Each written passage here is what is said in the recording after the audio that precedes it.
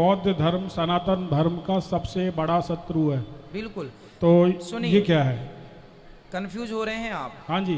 एक होता है बौद्ध और एक होते हैं बुद्ध। बौद्ध धर्म में महात्मा बुद्ध की ही तो पूजा की जाती है। नहीं, वो बुद्ध कितने हैं? आप इतिहास उठा के देखिए, सैकड़ों बुद्ध मिल जाएंगे आपको। गौतम बुद्ध की बात। हमारे जो बुद्ध भगवान हैं वो जनेऊ पहनते हैं। जगन्नाथपुरी का मंदिर कभी आप जाएंगे तो वहाँ भगवान बुद्ध की तस्वीर मतलब पत्थर में अंकित है, तो वहाँ पर उनको यज्ञोपवीत आप देख सकते हैं। जबकि जो सामान्य बौद्ध भगवान की बौद्ध जो मानते हैं वो जनेऊ नहीं पहनते, उनका रूप रंग अलग है जो आज आप देखते हैं। तो बौद्ध और बुद्ध अलग है। बुद्ध तो भगवान थे, समझना बात को, बुद्ध तो भगवान थे, भगवान हैं, भगवान ही रहेंगे।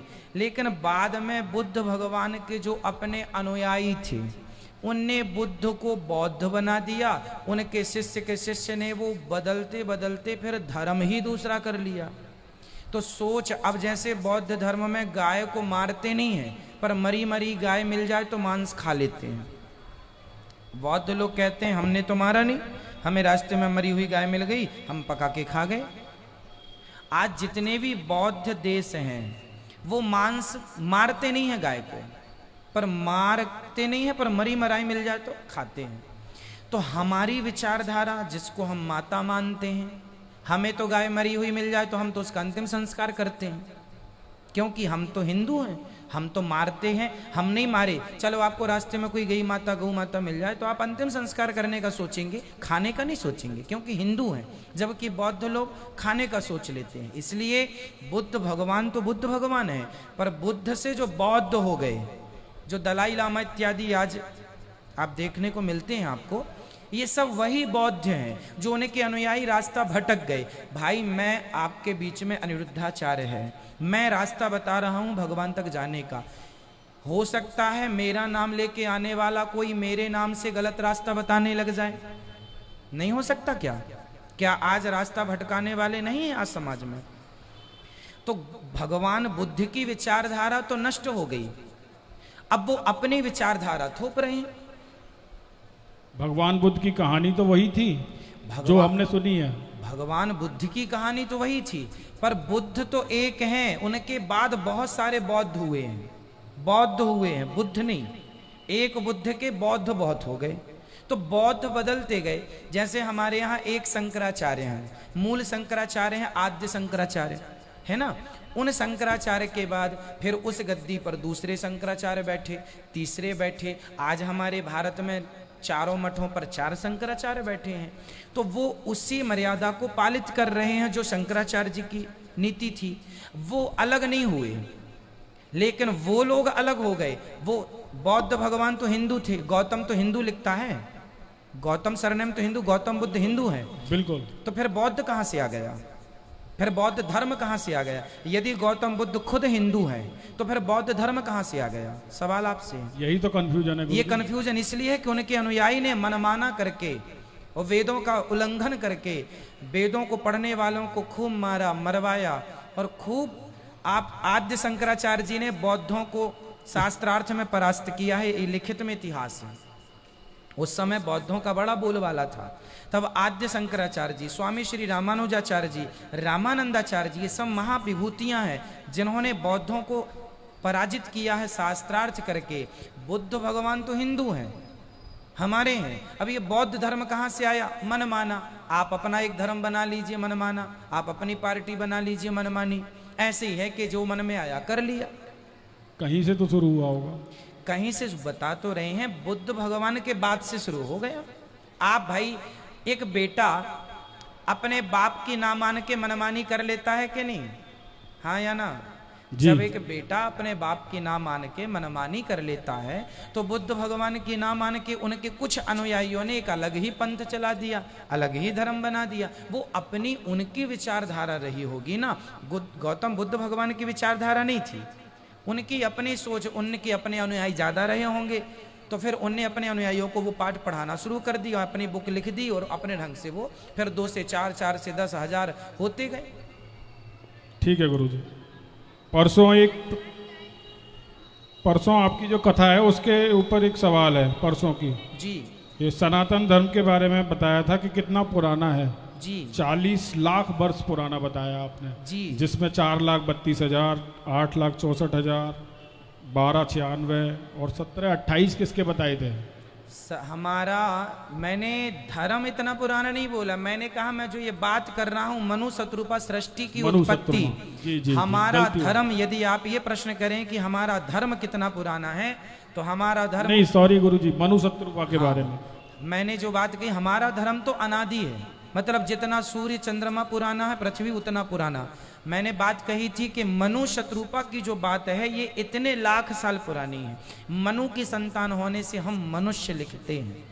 तो कितना बैठ रहा है टोटल? 40 लाख, 43,20,000। हाँ इतने। इसमें जो लास्ट के थे ना 17,20,000, ये किस के ये हैं? 17 लाख जो है 4,32,000 वर्ष कलयुग की उम्र कलयुग है। के हो गए। 8,64,000 वर्ष त्रेता द्वापर की है। 12,96,000 वर्ष त्रेता की आयु है। और 17,32,000 वर्ष ये सतयुग की आयु है। चारों युगों की आयु जोड़ देंगे तो वो हमारा हिसाब निकल आएगा। कलयुग की आयु नहीं है इसमें। बता तो रहा हूँ, 4,32,000, 4,32,000, 4,32,000, 8,64,000, 12,96,000, 17,32,000 टोटल चारों योगों की आयु निकल आई। इन चारों को जोड़ दीजिए। इतना जोड़ने के बाद जो योग आए उतने साल पुराने मनु शत्रुपा हैं जिनकी हम कथा सुनते और पढ़ते हैं। उसके हिसाब से गुरुजी फिर 8 लाख वर्ष पुराना राम सेतु कैसे हो सकता है? कितना? 8 लाख वर्ष पुराना बताया था आपने। हाँ तो राम जी नहीं तो उनके त्रेता में आए थे भैया जी उनके। अब ये सुनो, अब आप कंफ्यूज में ना पड़ो। हमारे यहाँ जैसे 7 दिन का सप्ताह होता है ना, मनु कोई एक नहीं है, हर कल्प में मनु बदल जाते हैं। अब इसकी गणना भी सुन लो आप। इसकी गणना जब सुनेंगे तब समझ में आएगा। 7 दिन का, लेजर मार रहे हो बेटा?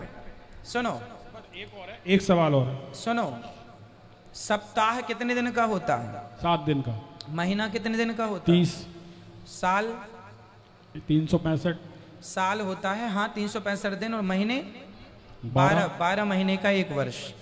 इसी तरह जब 1000 बार, याद रखो ये गणना लिखी है शास्त्रों में, 1000 बार जब सतयुग त्रेता द्वापर कलयुग बीत जाते हैं। कितनी बार? 1000 बार। 1000 बार जब सतयुग त्रेता द्वापर कलयुग बीत जाते हैं 1000 बार, तब ब्रह्मा जी का एक दिन होता है। उस एक दिन में 73 चतुर्युग का एक कल्प होता है। अभी कौन सा कल्प चल रहा है? श्वेत 12 कल्प। इस कल्प का ये कौन सा कलयुग चल रहा है? 28वां कलयुग चल रहा है। इसके पहले 27 कलयुग बीत चुके हैं, तो त्रेता भी बीते, द्वापर भी, सतयुग त्रेता द्वापर कलयुग, यही तो चक्कर चलता है। तो यही है। अब मैं आपको आता हूं राम जी पर। राम जी ने रावण को मारा, तो मैं 4 रावण के नाम बताऊंगा, आप ये बताना कि किस रावण को राम जी ने मारा। एक रावण बना प्रताप भानु, रामचरितमानस में ये कथा है, मैं प्रमाणित बोल रहा हूं, कोई भी बात अप्रमाणित नहीं है हमारी। एक रावण बना प्रताप भानु, एक रावण बना जय और विजय श्राप के कारण, एक जालंधर। एक रावण कौन बना? जालंधर एक रावण बना। अब बताइए इन 3 रावणों में कौन से रावण को राम जी ने मारा था? श्रीलंका वाले को। श्रीलंका वाले तो तीनों ही थे। अच्छा, वो तो तीनों ही थे। इनमें से कौन से रावण को राम जी ने मारा? किनके लिए? जिनकी रामायण हम पढ़ते हैं प्रेजेंट में, वो 3 रावण में कौन सा रावण था? नहीं पता। प्रताप भानु। जो जय और विजय नाम के रावण थे, उनको राम जी ने इस त्रेता के, इस मतलब इस कलयुग पहले द्वापर के पहले त्रेता, इस त्रेता के पहले जो त्रेता आया होगा, उस त्रेता में राम जी ने किसको मारा था? जय और विजय नाम के रावण को। उसके त्रेता के पहले राम जी ने उस रावण को मारा था जो जालंधर था, जो वृंदा के पति थे, तुलसी के पति। और जो ये बीता, अभी प्रेजेंट में बीता, ये इसमें मारा क्या? प्रताप भानु को। क्या तो ये तीनों बार कहानी सेम ही थी? रावण हाँ, सीता को चुरा के ले गया। हर बार कहानी बिल्कुल सेम होती, डायलॉग सेम होते हैं। ठीक है। क्योंकि आपने देखा हमारे गांव में रामलीला होती है, आपके गांव में होती है? जी होती है। रामलीला तो सेम होती है, पर पात्र बदलते चले जाते हैं। राम कोई और बन गया, सीता कोई और बन गई। लड़की वो इस बार बीमार पड़ गई, उनकी सीता तो गांव की कोई सीता को उठा लिया और उसकी बना दिया। लीला तो जस की तस है, ज्यों की त्यों, पर क्या है, पात्र बदल गए। क्या बदलते चले गए? कोई बात नहीं, पूछने दो इनको। एक सवाल हो रहा है भैया, बस एक सवाल। कोई बात ना, मेरे ऊपर छोड़ दियो पब्लिक को, मैं ना मान लो। एक है बस। अब गुरुजी को कोई प्रॉब्लम तो नहीं है ना? गुरुजी आपसे तो मना कर दे। राधे। हाँ ठीक है गुरुजी, एक सवाल और है। नहीं आप आराम से पूछो, सब लोग बैठ जाइए। प्रश्न अच्छे ऐसे यथार्थ प्रश्न पूछने चाहिए, ठीक पूछ रहे हैं। अच्छा, ये आपको समझ में आ गया कि जो राम सेतु है वो, अब ये पता लगाना बड़ा कठिन होगा कि वो राम सेतु तो हर बार बना, तो प्रेजेंट में जिसके अवशेष हैं वो कौन सा वाला है वही राम सेतु, पर हर बार राम की लीला होती है, पात्र बदलते हैं, बाकी उस युग में राम जी आते हैं। इसलिए गीता में लिखा है, धर्म संस्थापनार्थाय संभवामि युगे युगे। ठीक है, आपको स्पष्ट हो रहा है कि नहीं? आप अंदर बैठिए, अभी आ रहे हैं। एक सवाल और है गुरुजी। जी पूछिए। अभी आपने बताया था दुर्गा माँ के 8 हाथ किस लिए, मतलब 8 हाथ किस लिए होते हैं? ठीक है, बताया था ब्राह्मण, क्षत्रिय, वैश्य, शूद्र, बिल्कुल। ये चारों जब एक हो जाएंगे उस दिन हम शेर की भी सवारी शेर की भी सवारी कर लेंगे। बिल्कुल, ये बोला था आपने। लेकिन किसी एक भक्त ने पूछा था चाय के बारे में कि गुरुजी हमको चाय क्यों नहीं पीनी चाहिए, तो ये थोड़ी शिकायत है मेरी। आपने बोला था चाय चमारी चूहरी, 100 नीचन 100 नीच। अब इसमें चमार चूहरी का मतलब क्या है? चाह मतलब अगर हम उसी को मानेंगे, चमार नहीं, चमार चूहरी बोलेंगे तो फिर ब्राह्मण, क्षत्रिय, शूद्र तो हमसे वैसे भी कटे हुए हैं। हम लोग ब्राह्मण हैं। नहीं, और पहले आप शूद्र ब्राह्मणों के नाम से। पहले सुन लीजिए। हाँ बोलिए। चाह का मतलब जो है, वहां पर हमने विनोद में कहा, चाह मतलब पीने वाली चाह नहीं, चाह मतलब इच्छा। चाह नहीं, चाय की ही बात हुई थी। बात तो चाय की हुई थी, चाय की।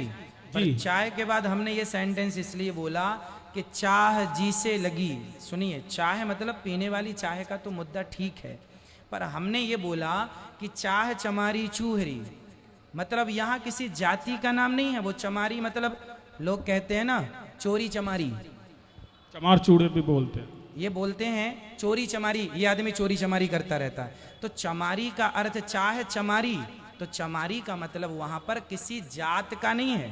आप अर्थ गलत लगा रहे हैं, इसीलिए तो कंफ्यूजन दूर करने आया हूं। अर्थ इसलिए सही लगाइए, चाह चमारी चूहरी, चाह चमारी है। चाह चमारी मतलब ये चाय जो है पीने वाली मानो या चाह इच्छा वाली मानो। ये तो कैसी है, जैसे कहते हैं चोरी चमारी करता रहता है, ये लड़का ठीक नहीं है, चोरी चमारी करता। मतलब ये चाह जो है पीने वाली, ये आपका समय बिगाड़ती रहती है। उसके बाद में था 100 नीचन 100 नीच। चाह चमारी चूहरी, 100 नीचन 100 नीच। तू ना मैं तो पूरन ब्रह्म था, मैं तो पूरन ब्रह्म था। ये चाह ना होती बीच। ये चाह मतलब इच्छा। हमारे अंदर यदि कोई इच्छा ना हो तो आप खुद भगवान हैं। यदि आपके अंदर इच्छा है तो रावण की इच्छा ने शैतान बना दिया उसे, और राम के अंदर कोई इच्छा नहीं है, अपने अयोध्या का भी सिंहासन छोड़ दिया तो उन्हें भगवान बना दिया। तो इच्छा ही व्यक्ति को कहां से कहां पहुंचाती है। इसमें किसी समाज, किसी जात का नाम नहीं है। चमारी का अर्थ यहाँ समाज से नहीं है, ठीक है? इसलिए अर्थ गलत ना करें। और ये जो चाह इच्छाओं की चाहत की बात है, ठीक है?